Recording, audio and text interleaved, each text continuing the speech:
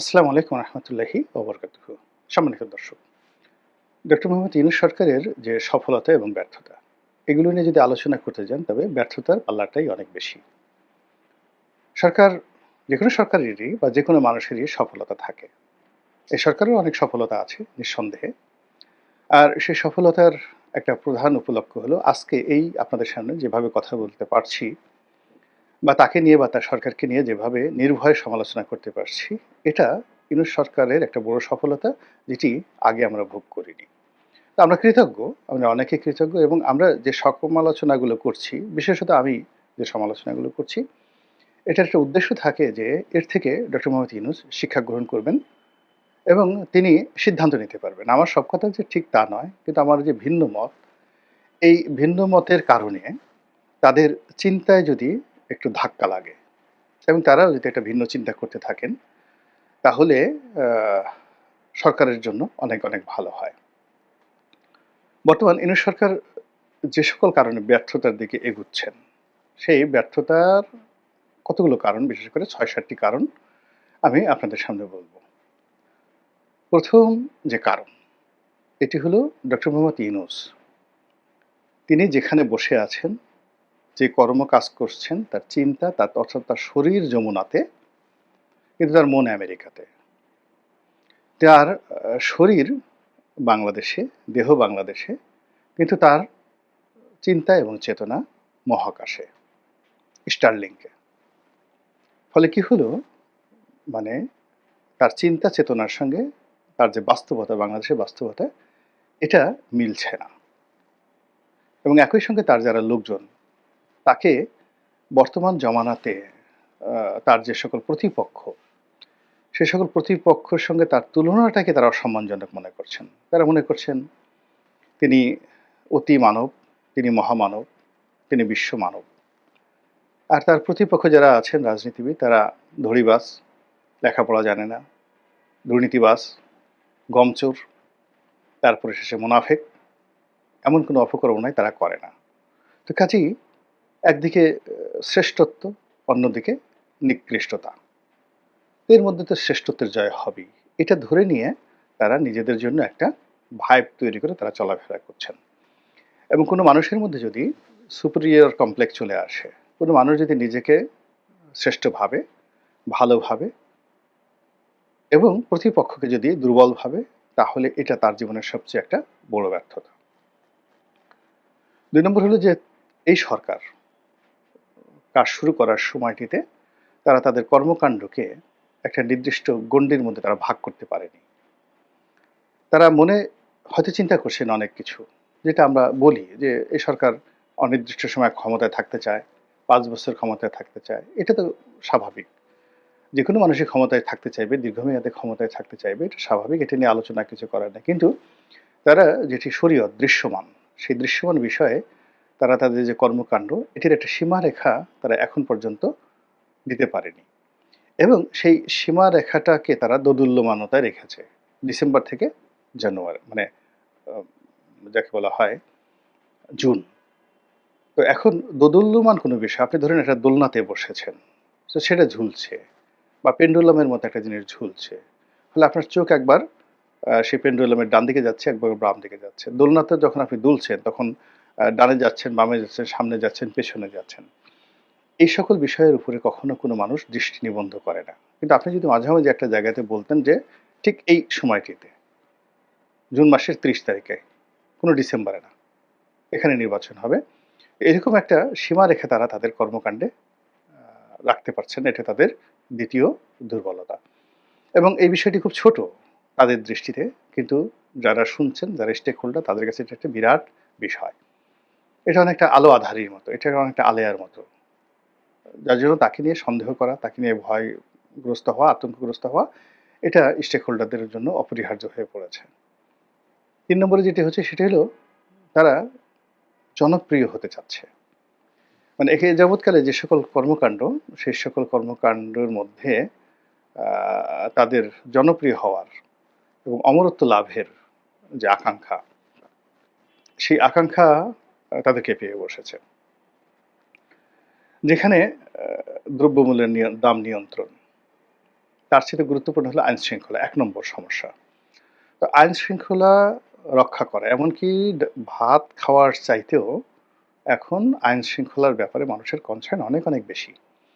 এই জায়গাটিতে তারা মনোযোগ না দিয়ে তারা চট্টগ্রাম বন্দর, করিডোর, নতুন ইনভেস্টমেন্ট, এই সকল বড়, বড় বিষয়গুলো নিয়ে তারা সুদূর প্রসারী একটা স্বপ্ন জাল তৈরি করার চেষ্টা করছেন। এটাকে বলা হয় পপুলারিজম। রাজনীতিতে আসলে পপুলারিজম যে জিনিসটি, এটি হয় না। এটি কোনো অবস্থাতেই ভালো মতো কাজ করে না। তো তারা এই যে পপুলারিজম করার চেষ্টা করছেন, এটি তাদের ৩ নম্বর দুর্বলতা। ৪ নম্বর দুর্বলতা হলো যে তারা একটা ব্র্যাকেটের মধ্যে চলে গেছেন। সেটা এনসিপির মাধ্যমে, সেটি তাদের উপদেষ্টা মণ্ডলীতে যাদেরকে তারা অন্তর্ভুক্ত করেছেন, সেই অন্তর্ভুক্ত করার কারণে তাদেরকে যেকোনো মানুষ ব্র্যাকেট বন্দী করে ফেলতে পারছে। তাদেরকে গ্রামীণ ব্যাংকের সরকার, তাদেরকে এনজিও মার্কার সরকার, তাদেরকে চট্টগ্রাম কেন্দ্রিক সরকার, তাদেরকে আমেরিকা ব্যাক সরকার, ইউরোপ ব্যাক সরকার, তারপরে তাদেরকে ছাত্র জনতার সরকার, এরকম বিভিন্ন ব্র্যাকেটে তাদেরকে ব্র্যাকেট বন্দী করে দেওয়া হয়েছে। এবং এই যে ব্র্যাকেট বন্দী, সেই ব্র্যাকেট বন্দী হওয়ার ক্ষেত্রে আহ, তারা সেখান থেকে বের হওয়ার জন্য বা সার্বজনীন হওয়ার জন্য তারা সেই চেষ্টা করেননি। ৫ নম্বরে যদি আপনি তাদের যে ব্যর্থতার কথা চিন্তা করেন, সেই ব্যর্থতা হলো যে তারা এখনো পর্যন্ত আমাদের মানুষের মৌলিক যে আকাঙ্ক্ষা, রাজনৈতিক আকাঙ্ক্ষা, এটা অনুধাবন করতে পারেননি। No one. আসলে মানুষ কি চাচ্ছে? তারা মনে করছেন যে তাদের কি চাচ্ছে, নির্বাচন চাচ্ছে না, অন্তর্বর্তীকালীন সরকারকে ভালোবাসছে। তো মানুষের যে রাজনৈতিক আশা এবং আকাঙ্ক্ষা, এই আশা আকাঙ্ক্ষার জায়গাটা তারা আসলে রিড করতে এখন পর্যন্ত পারেননি। বিস্তর ফারাক। ২ নম্বর হলো যে মানুষের যে অর্থনৈতিক যে নিডস, প্রয়োজন, কার্যক্রম, এখানে বাংলাদেশের অর্থনৈতিক কার্যক্রম গরু চোরা কারবারি আছে, ফেন্সিডিল কারবারি আছে, গাঁজার ব্যবসায়ী আছে, রিক্সাওয়ালা আছে, ঠেলাওয়ালা আছে, তারপরে বৃহৎ গ্রুপ আছে, group of industries, group of companies, corporate culture আছে, মাল্টিন্যাশনাল কোম্পানি আছে, ব্যাংক আছে, বিমা আছে। মানে এইগুলো বাংলাদেশের প্রকৃতি এবং পরিবেশের সঙ্গে নানাভাবে এগুলো যাকে বলা হয় সামঞ্জস্য রক্ষা করে তারা তাদের ব্যবসা বাণিজ্য করে। গরু যে চুরি করে সে তার একটা ভাগের অংশ নেতাকে দেয়, গরু চোরদের নেতাকে দেয়। গরু চোরের নেতা আবার সেটার একটা অংশ রাজনৈতিক নেতাকে দেয়।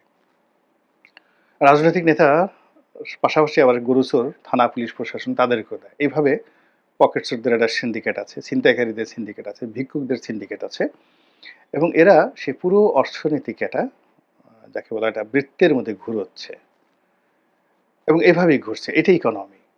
এখানে একেবারে সবকিছু যে আপনি দেবতার মতো হবেন তা নয়। এই জায়গাটাতে ডক্টর মোহাম্মদ ইউনূস বুঝতে পারেননি, হাত দেননি। তিনি পুরোটা জিনিসটাই মাইক্রো ক্রেডিট এবং গ্রামীণ ব্যাংকের ব্যাংকিং দিয়ে অনুধাবন করার চেষ্টা করছেন। ফলে কি হচ্ছে, গরু চোরা কারবারিতে ধস নেমেছে, গাঁজাতে ধস নেমেছে, বেশি হাসছে, কম আসছে, এলোমেলো হয়ে গেছে। পুরো মন্দ কাজে সয়লাভ হয়েছে। আগে একটা চ্যানেলের মাধ্যমে হতো। যেমন ধরেন আমাদের যাকে বলা হয় ড্রেন, বাসার মলমূত্র যেগুলো যায়, সেগুলো একটা ড্রেন দিয়ে যায়। বাসা থেকে বের হয় পাইপের মাধ্যমে, তারপরে ড্রেন, হ্যাঁ, তারপরে ম্যানহোল। এখন এগুলো যদি মেনটেন করে না করে সিটি কর্পোরেশন, আপনার ড্রেনটা ফেটে গেল, ম্যানহোলের ঢাকনা উপড়ে গেল, তখন কি হবে? ময়লা আবর্জনায় পুরো সমাজ সয়লাভ হয়ে যাবে। এবং ঠিক সেম ঘটনাটি এখন এই ডক্টর মোহাম্মদ ইউনূসের জমানাতে ঘটছে। যে এখন এই গরু চুরির টাকা মানে পবিত্র জায়গায় চলে যাচ্ছে। গাঁজা এমন জায়গাতে চলে যাচ্ছে, এগুলো বলাও যাচ্ছে না। তো এই জিনিসগুলো অর্থনীতির যে চাকাগুলো, সেই চাকাটা সঠিক পথে না চলে ভেদা ক্যাদার মধ্যে চলে গেছে। তো ৬ নম্বর গেল এটা। এখন ৭ নম্বরে তার যে সমস্যা, সেই সমস্যাটা হলো সে কথা বলতে মানে পারছে না। সে কথা বলছে, যথেষ্ট কথা বলছে। সে মনে করছে যে এই কথা অক্সফোর্ড ইউনিভার্সিটিতে যেভাবে বলি, তারপরে বিদেশের বিভিন্ন সভা সমিতিতে সে যেভাবে বলি, ঠিক সেই কথাটা সে বাঙালিদের সঙ্গে বলতে সে স্বাচ্ছন্দ্য বোধ করছে না।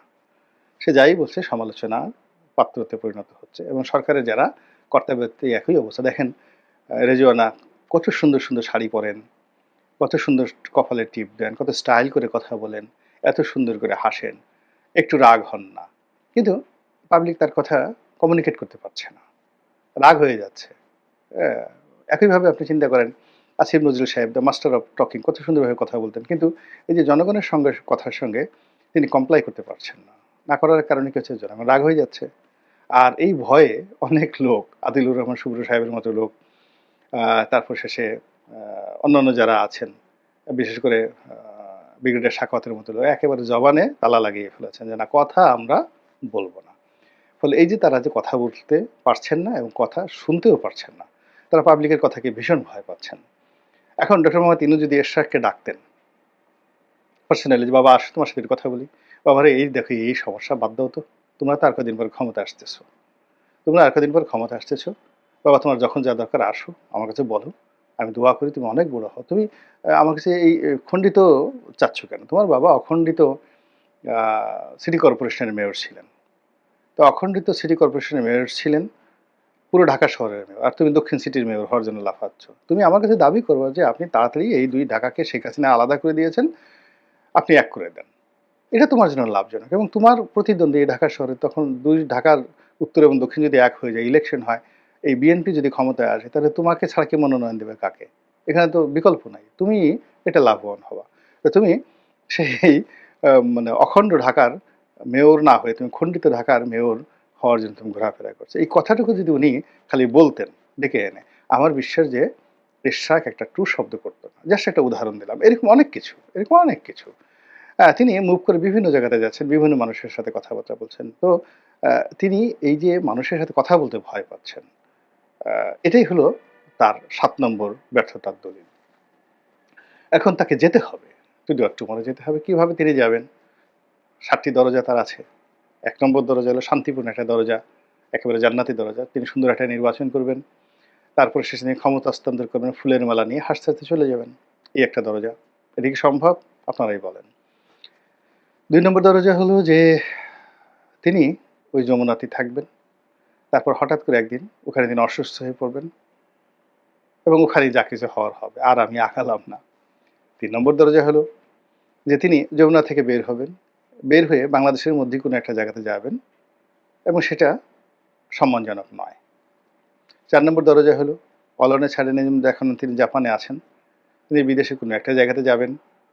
তারপরে শেষে আ তাকে যাকে বলা হয় এই বাংলাদেশের যে পরিবেশ পরিস্থিতির সম্পর্কে তিনি জানবেন আর তিনি সেখান থেকে ফেরত আসবেন না।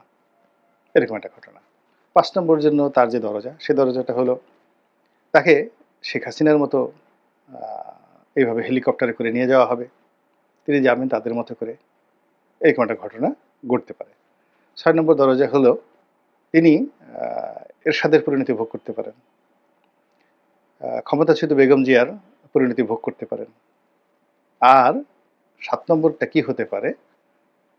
দরজাটার আকার আঙ্গিক আল্লাহ মাফ করুক। ও কথা আমরা স্মরণও করতে চাই না। তার ভাগ্যে কোনটা আছে? আমি ১ থেকে ৭ টা অপশন বললাম। এটার সিদ্ধান্তের মালিক স্বয়ং আল্লাহ রাব্বুল আলামিন। তিনিই সময় মতো ব্যবস্থা করে দেবেন সবকিছু এবং যেটা আমাদের জন্য কল্যাণ হবে সেটিই যেন আল্লাহ ব্যবস্থা করেন। আসসালামু আলাইকুম ওয়া রাহমাতুল্লাহি ওয়া বারাকাতুহু।